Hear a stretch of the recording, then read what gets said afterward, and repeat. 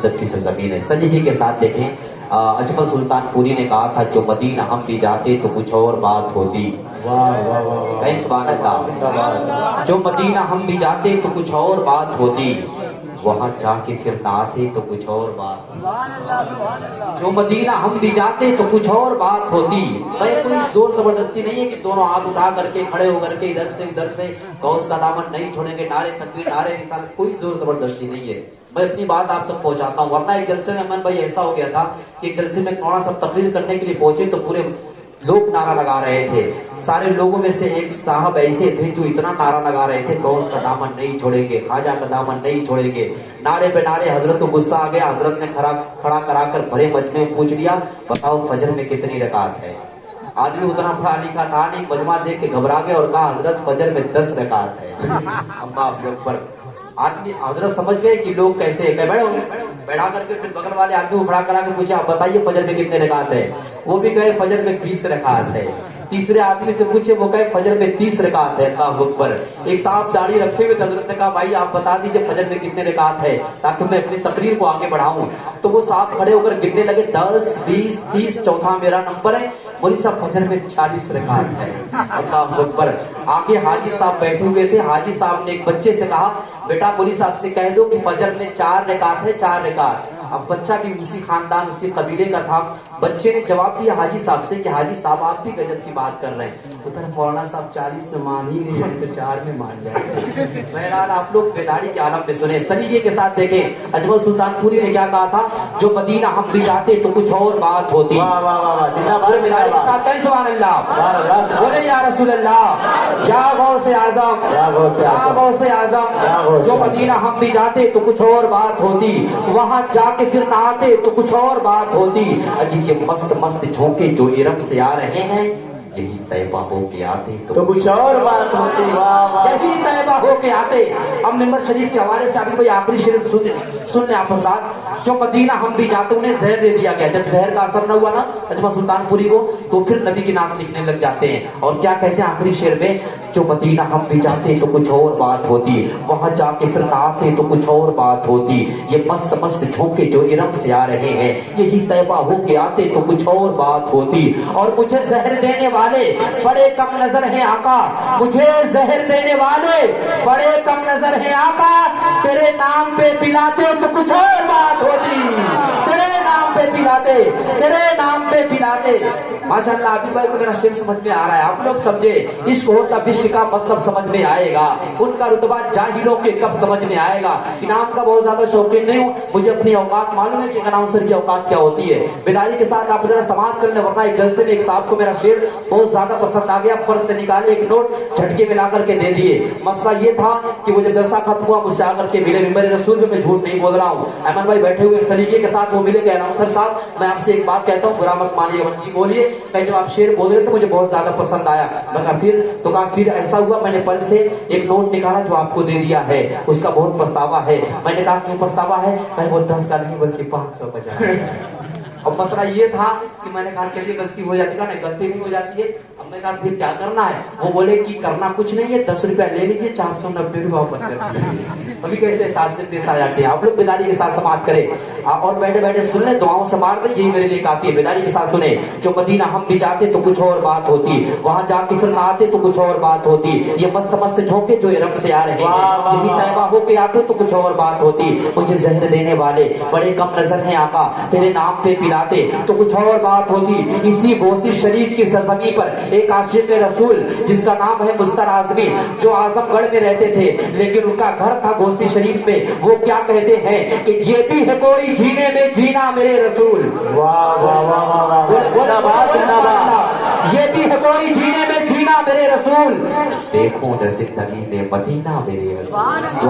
یہ بھی ہے کوئی جینے میں جینا میرے رسول, دیکھو نہ زندگی میں مدینہ میرے رسول. اور اشکوں کی روشنائی سے روئے حیات پر کب تک لکھوں مدینہ مدینہ میرے رسول. آئیے بڑی تیزی کے ساتھ نعروں سے استقبال کر لیں. جناب ماسٹر احمد محمد آبادی آپ کے سماعتوں کے حوالے ہونے جا رہے ہیں. نعرہ تکبیر, نعرہ تکبیر, نعرہ رسالت, جشن غوث الورا, فیضان غوث اعظم, اہل سنت, شورائے اہل سنت. सुन्नत जनाब मास्टर अहमद मोहम्मद आबादी नारे तकबीर। क़ारी कुरान जनाब हाफिज़ अबू हुज़ैफ़ा साहब से हज़रात ने तिलावत कलाम रब्बानी समाअत कर लिया है। शराफत के वसूलों से बगावत करने लगते हैं, शराफत के वसूलों से बगावत करने लगते हैं, शराफत के वसूलों से बगावत करने लगते हैं, पढ़े लिखे भी महफिल में शरारत करने लगते हैं। अगर चौथा मिसरा सच्चा होगा तो बैठे बैठे दुआओं से नहीं सुभान अल्लाह से मार दीजिएगा, क्योंकि मुझे सुभान अल्लाह की ज़रूरत है। आप हज़रात से मैं सुनना चाहता हूँ सुभान अल्लाह किस तरीके से बोलते हैं। शराफत के वसूलों से बगावत करने लगते हैं, शराफत के वसूलों से बगावत करने लगते हैं, पढ़े लिखे भी महफिल में शरारत करने लगते हैं। मेरा किताबें और भी उतरी हैं लेकिन मेरे कुरान की ये खूबी है कि अंधे भी तिलावत करने लगते हैं। किताबें और भी उतरी हैं लेकिन मेरे कुरान की, कुरान करीम की शान और अज़मत के हवाले से शायर ने कहा कि न घबराओ मुसलमानों खुदा की शान बाकी है, न घबराओ मुसलमानों खुदा की शान बाकी है, अभी इस्लाम जिंदा है अभी कुरान बाकी है। ऐ कौले मोहम्मद कौले खुदा फरमान न बदला जाएगा, ऐ कौले मोहम्मद कौले खुदा फरमान न बदला जाएगा। अजीब बदलेगा जमाना लाख मगर कुरान न बदला जाएगा। शराफत के वसूलों से बगावत करने लगते हैं। शायर ने कहा जिसको सरकार की उल्फत नहीं मिलने वाली, कहें बोले सुभान अल्लाह। थोड़ा सा बेदारी के साथ दोनों हाथों को उठाएं ताकि एहसास हो कि आप लोग अब बेदार हो रहे हैं। अब जलसा शुरू हो रहा है, सुना उठाएं और इस्तेमाल करें। जनाबे मास्टर अहमद मोहम्मद आबादी तशरीफ ला रहे हैं। नारे तकबीर, दोनों हाथों को उठा के जवाब दे। नारे तकबीर, नारे रिसालत, जश्न गौसुल वरा, उलमाए अहले सुन्नत, शोराए अहले सुन्नत, जनाबे मास्टर अहमद मोहम्मद आबादी।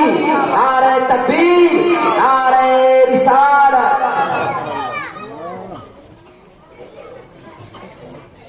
जिसको सरकार की उल्फत नहीं मिलने वाली, जिसको सरकार की उल्फत नहीं मिलने वाली, उनकी नस्लों में शराफत नहीं मिलने वाली। जिसको सरकार की उल्फत नहीं मिलने वाली, उनकी नस्लों में शराफत नहीं मिलने वाली। अजी पहला और आखिरी कारी है अली का बेटा, अब सरे नेज़ा तिलावत नहीं मिलने वाली। पहला और आखिरी कारी है अली का बेटा, अब सरे नेज़ा तिलावत नहीं मिलने वाली। आखिरी शेर सुन ले कि जिसको सरकार की उल्फत नहीं मिलने वाली, उनकी नस्लों में शराफत नहीं मिलने वाली। पहला और आखिरी कारी है अली का बेटा, अब सरे नेज़ा तिलावत नहीं मिलने वाली। अजी चाहे सजदे में ही मर जाए अली का दुश्मन, ये तो तय है उसे जन्नत नहीं मिलने वाली। ये तो तय है उसे जन्नत नहीं मिलने वाली। ये तो तय है उसे जन्नत नहीं मिलने वाली।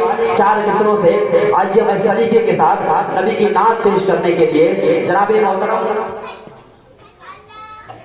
अशरफ हमजा साहब से गुजारिश करता हूं कि वो तशरीफ लाएं। बेदारी के साथ आप हज़रात सुभान अल्लाह के माहौल में ढल करके चार मिसरे समाप्त कर लें कि दिलों से दर्द के कांटे निकाल देता है, दिलों से दर्द के कांटे निकाल देता है, नबी का जिक्र मुसीबत को टाल देता है, दिलों से दर्द के कांटे निकाल देता है।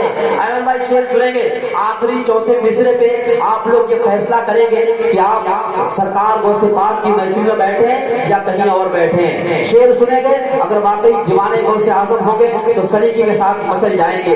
कादरी घराने से ताल्लुक रखने वालों, ये नक्शबंदिया खानकाही नक्शबंदिया इकरामिया से ताल्लुक रखने वाले लोग, मैं आपको बता दूं कि सारे लोगों का शजरा जाकर के सरकार गौसे पाक तक मिलता है। उसके बाद से वो घराना कहाँ तक जाता है, वो शजरा कहाँ तक जाता है, उलमा इकराम से आप डिटेल में मालूम कर सकते हैं। सलीके के साथ दिलों से दर्द के कांटे निकाल देता है, नबी का जिक्र मुसीबत को टाल देता है, दिलों से दर्द के कांटे निकाल देता है, नबी का जिक्र मुसीबत को टाल देता है।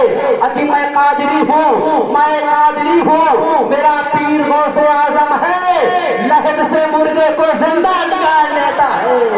मैं कादरी हूँ, मेरा पीर गौसे आजम है, मैं कादरी हूँ, मेरा पीर गौसे आजम है, लहद से मुर्गे को जिंदा निकाल देगा।